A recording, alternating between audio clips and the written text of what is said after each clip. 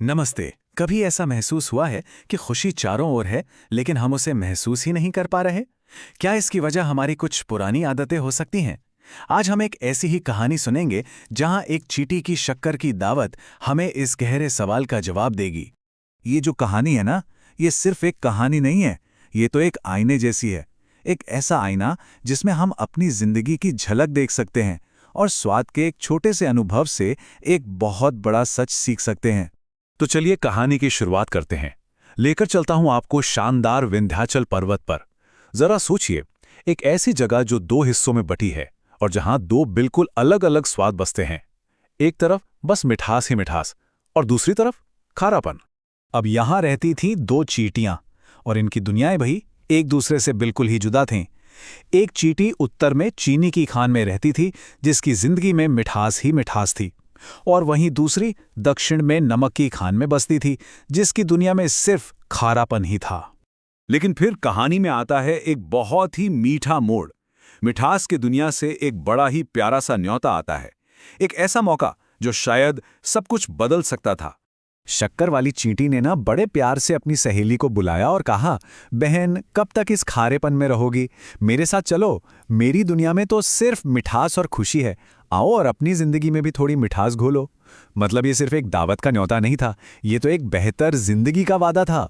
अब ये सुनकर नमक की खान वाली चींटी तो भाई खुशी खुशी चल पड़ी। लेकिन शक्कर की खान पहुंचकर उसे जो महसूस हुआ उसने सब कुछ बदल दिया। यहीं से कहानी में एक ऐसी उलझन शुरू होती है जिसकी किसी में उम्मीद नहीं की थी। जरा सोचकर देखिए, मेहमान चींटी शक्कर के पहाड़ों के बीच हैं, दिन भर शक्कर खा रही है, पर उसे हर दाने में स्वाद आ रहा है सिर्फ नमक का, खारापन। वो हैरान थी, निराश थी। उसे लगा कि उसकी सहेली ने उसे धोखा दे दिया है। भाई मिठास की दुनिया में ये खारापन भला कहाँ से आ रहा था? तो सवाल यही उठता है कि आखिर ऐसा हुआ क्यों? जब चारों तरफ मीठा ही मीठा था तो स्वाद खारा कैसे हो सकता है? ये एक पहेली है और इसका जवाब अब खुलने ही वाला है। तो चलिए अब कहानी के उस हिस्से में चलते हैं जहां से ये सारा राज खुलने वाला है, क्योंकि समस्या शक्कर की खान में थी ही नहीं, वो तो कहीं और ही छिपी थी। चलिए उस छिपी हुई रुकावट का पता लगाते हैं। तो जब मेहमान चींटी ने इल्जाम लगाया कि उसे धोखा मिला है, तो मेजबान ने बड़े ध्यान से देखा और कहा, अरे बहन देखो तो, तुम्हारे मुंह में तो नमक का एक छोटा सा टुकड़ा फंसा हुआ है। और बस यही सच था। वो नन्हा सा नमक का टुकड़ा इतना ताकतवर था कि उसने शक्कर के पहाड़ों की मिठास को भी खारा कर दिया था। और कहानी का ये जो नमक का टुकड़ा है ना, ये हमें एक बहुत गहरे शब्द की याद दिलाता है, कुसंस्कार। कुसंस्कार यानी हमारी वो पुरानी नकारात्मक आदतें, हमारे वो पुराने विचार, जैसे हर बात में कमी निकालना या पुरानी बातों को पकड़कर बैठे रहना।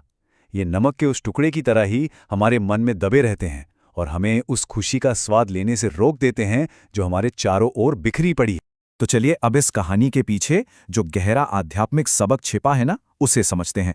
क्योंकि ये कहानी सिर्फ चींटियों की नहीं है, ये हम सबकी है। ये हमारे अपने जीवन के अनुभवों का ही तो आईना है। देखिए, ये कहानी एक बहुत बड़ा सच हमारे सामने रखती है। हमारा जो बाहरी अनुभव है वो पूरी तरह हमारी भीतरी हालत पर ही तो निर्भर करता है। ईश्वर की कृपा और खुशी तो हमेशा मौजूद है, पर सवाल ये है कि क्या हम उसे महसूस करने के लिए तैयार हैं?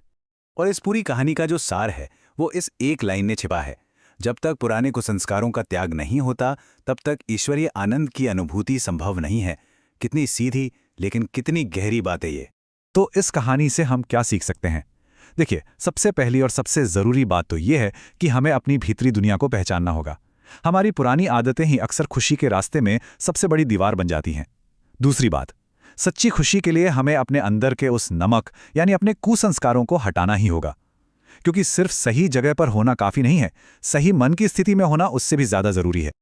और आखिर में ये कहानी हम सबके लिए एक सवाल छोड़कर जाती है।